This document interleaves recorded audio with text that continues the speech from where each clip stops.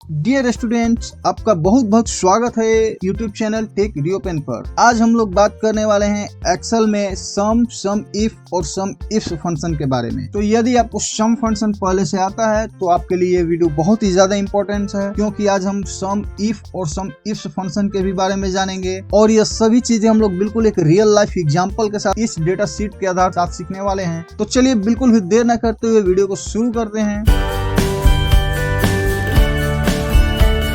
तो स्टूडेंट, आप देख सकते हैं कि हमारे पास एक कंपनी एम्प्लॉय का डेटा है, जिसमें कि एम्प्लॉय का नाम, ब्रांच, एज, उनका डिपार्टमेंट और सैलरी दी गई है और इसमें से आपको सम करना है टोटल सैलरी को। तो यहाँ सिंपल आप सम फंक्शन का यूज करते हैं, जैसे कि इक्वल सम। इस फंक्शन से आप कैलकुलेट कर सकते हैं बहुत ही आसानी से। इसको टोटल को सिलेक्ट करेंगे और आप इस तरह से ब्रैकेट दबा के एंटर करेंगे और सम निकल जाएगा टोटल एम्प्लॉय का। ये तो ही सिंपल सी बात जो कि नॉर्मल आप जानते हैं, लेकिन सम भी निकालने का मैं आज आपको एक शॉर्टकट बताता हूँ। आगे हम लोग सम इफ और सम इफ फंक्शन का बात करेंगे, उसका हम कब यूज करेंगे। तो अभी पहले चलिए सम का एक और तरीका मैं आपको बताता हूँ। इसको मैं ऐसे नहीं सम निकालूंगा। अब देखिए सम निकालने का कितना इजी आपको कर देता हूँ बिना किसी फार्मूले के। बस टोटल को आप सेलेक्ट कीजिए, जिनका भी सम निकालना है। कीबोर्ड से आप अल्ट बटन प्रेस कीजिए और इक्वल दबाइए। अल्ट के साथ इक्वल जैसे ही करते हैं, ये देखिए सम आपका हो गया। तो कितना इजी तरीका था ये सम निकालने का, कमेंट में बताइएगा। क्या ये तरीका आपको पहले से पता था? यदि नहीं पता था तो भी आप ये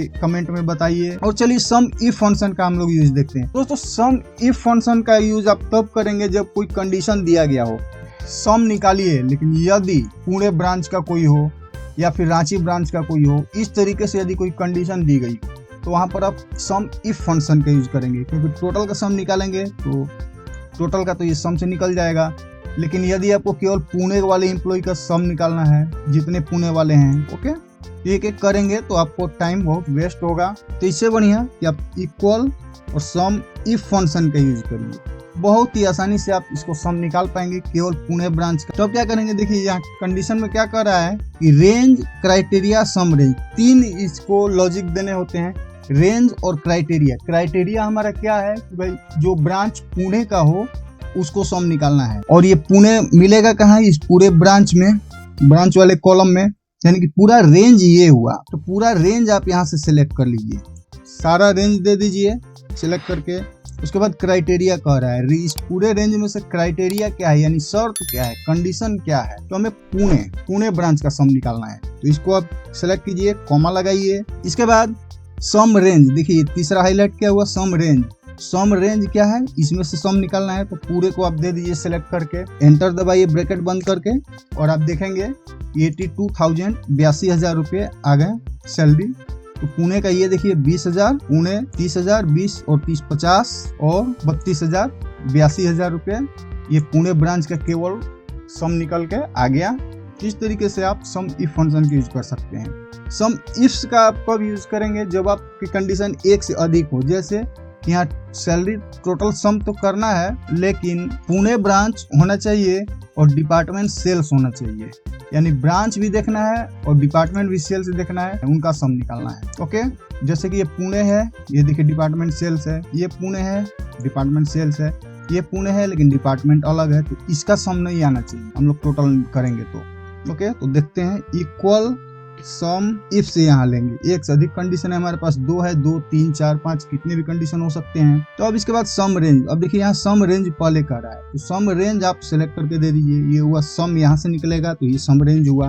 अब देखिए क्राइटेरिया रेंज कह रहा है, क्राइटेरिया रेंज 1, उसके बाद है क्राइटेरिया 1। तो क्राइटेरिया रेंज क्या है, पहला हमारा कि ब्रांच होना चाहिए पुणे। तो पहले सारे ब्रांच को सिलेक्ट कीजिए, इसमें से पुणे चाहिए तो पुणे पर क्लिक कीजिए, पुणे ब्रांच हो गया।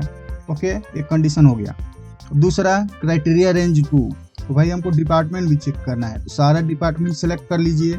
अब इसमें से सेल्स डिपार्टमेंट, तो सेल्स को सिलेक्ट कीजिए, बस आपका कंप्लीट हो गया। अब ऐसे ही अगर तीसरा कोई और कंडीशन है तो कॉमा देके तीसरा चौथा आप देते जाइए कंडीशन।